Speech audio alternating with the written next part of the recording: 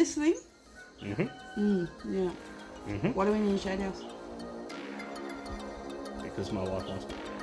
See, look, he's getting so good at this.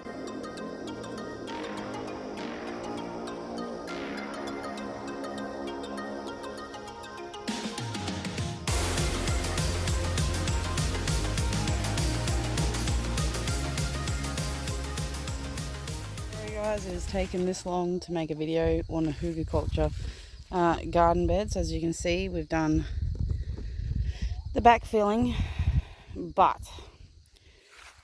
in life nothing goes the way you planned. And even though the Hugelkultur bed wasn't hard, it did take a long time to collect the wood to put in the bottom. And I wish in a way you could chuck any type of wood in and just be done with it, but you really need to have nice thick logs on the bottom, then your sticks, and then your green, and then your dirt. Now this is only the top layer, like the topsoil that we dug out. So I've put it back on. Now I've just got to put on the hay, some compost, and the rest of the layers.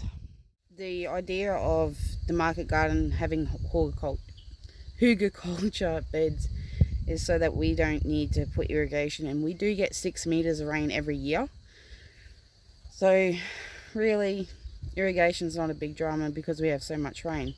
But the other thing is that I don't want to be putting in store-bought fertilizers. I want it to produce its own nutrients for the plants, and that is the whole point of using this system. Have I ever done it? No. Do I know much about it? Not really. So you're just basically doing a trial with me. I did do a small trial over in the other garden bed, which worked out well. So that's why we've done it on the larger scale. On a side note though, I didn't think it would take so long to build. So the time limit that I have given myself has been completely blown out. I'll have to get my finger out. But we're going to Hughenden in a couple of weeks. We've got Charlie's school coming out to visit the farm for a farm visit to see how our permaculture farm works. And I've got so many chores and so many other projects going on. The hardest thing I think about doing these beds is literally the time. If you got time, there's no worries. If you don't have time, well, you're probably going to get a little bit frustrated like I have. But in that, it was easy. Obviously we used the excavator to do most of the digging because they are such large beds, so that was a big plus for us. The wood side of it wasn't so hard because we had that old mango that fell down, so we had wood available to do it. We haven't got enough of the deep bedding compost to do one bed, so I've been talking to some other gardeners and they said only put a little bit because it's so nutrient dense. I don't need much. But yeah, so it has taken a while to do this one bed, and I do apologise for not getting a video out earlier. It's just they do take time. I thought it would have been wham bam thank you ma'am, because the YouTube videos that I watched, they may look like it only took them 2 days. This has taken a week and a half to do. So, you know, it would have been nice if they would have said, hey, it is time. You need a lot of time to do them, but I guess they're doing on a tinier scale than what I am. Will it work? I bloody hope so. If it doesn't, well, you're going to see it anyway. And if it does fail, then we'll come up with something else. It's just about, you know, growing and changing for it to work in your favour.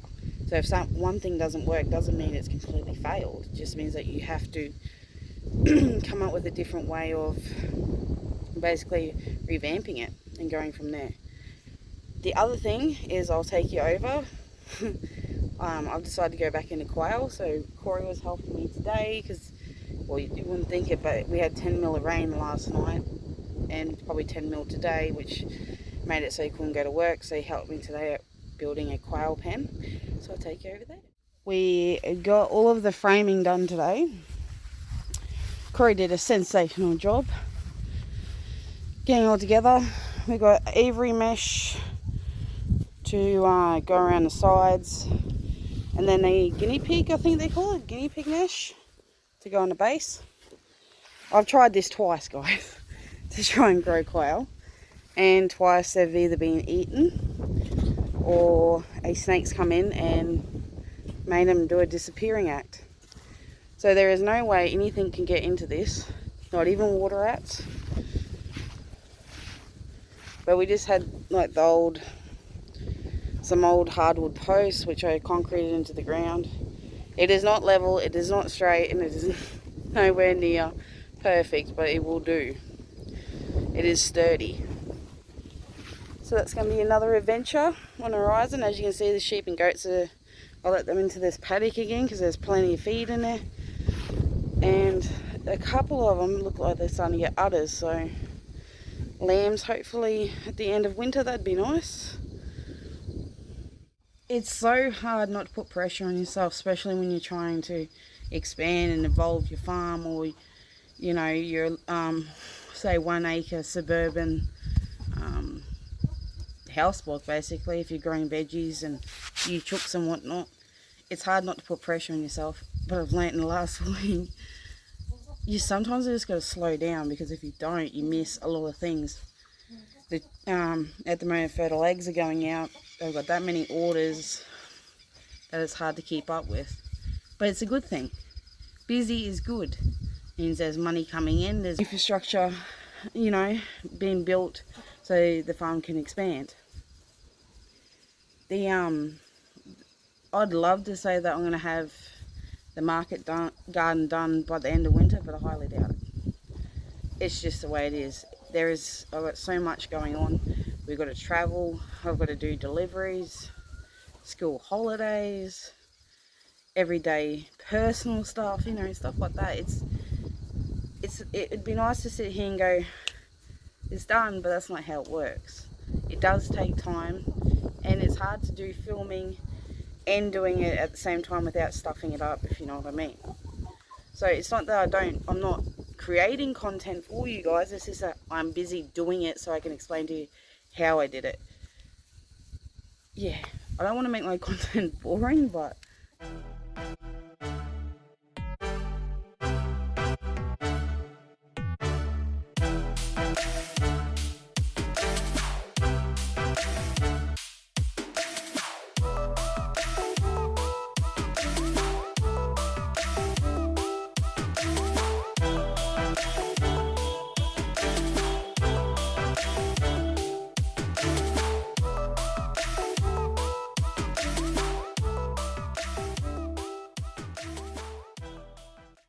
the other thing that I've got to try and do between now and July is get some seeds started. So that also is going to be fun.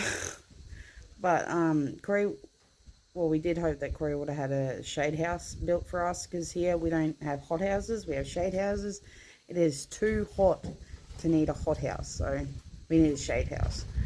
That's okay though, because we'll just figure it as we go.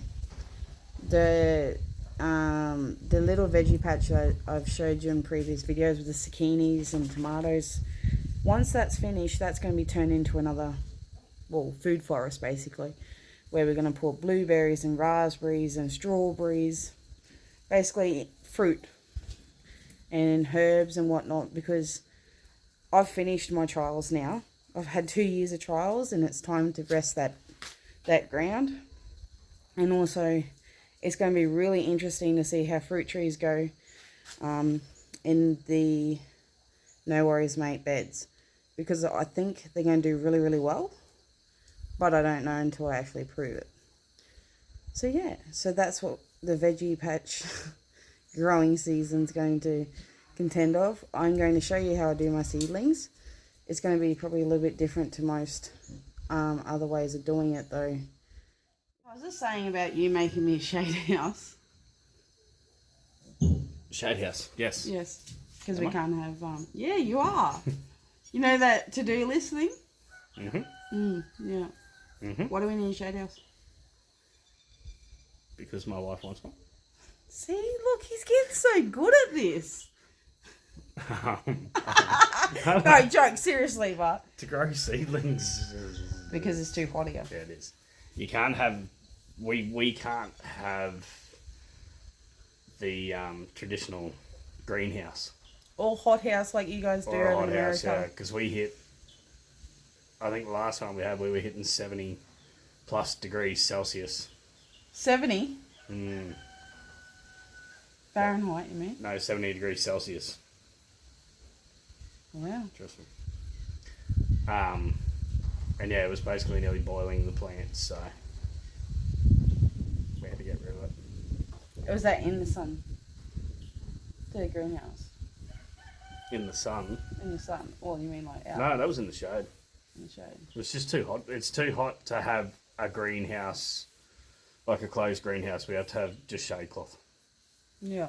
So you guys over there have hot houses. We have cool houses. Yeah. Well, we have to use shade cloth, and it has to be sort of 60 to 70% to block out the sun as much as we can. Otherwise, yeah, nothing grows. It just boils. what do you reckon the hardest part was of the Hugelkultur beds? Oh, my part was easy. I just used the digger. Geez, don't be so humble about it.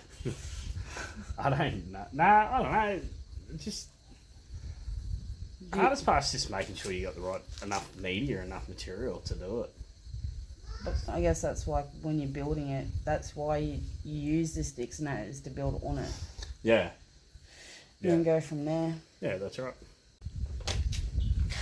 So that automatically turned on all by itself. Which is ready. Alright, so we're going to have more videos coming. I won't be so slack. Not that I am slack, I just got, it. Like I said, it's just hard to film and do at the same time for me. I haven't, like I'm a woman, but I just don't know how to multitask yet. 30 years, you think I would have had it by now, but I don't. So anyway, thanks guys. Just the update and some more fun stuff to come. Thank you, bye.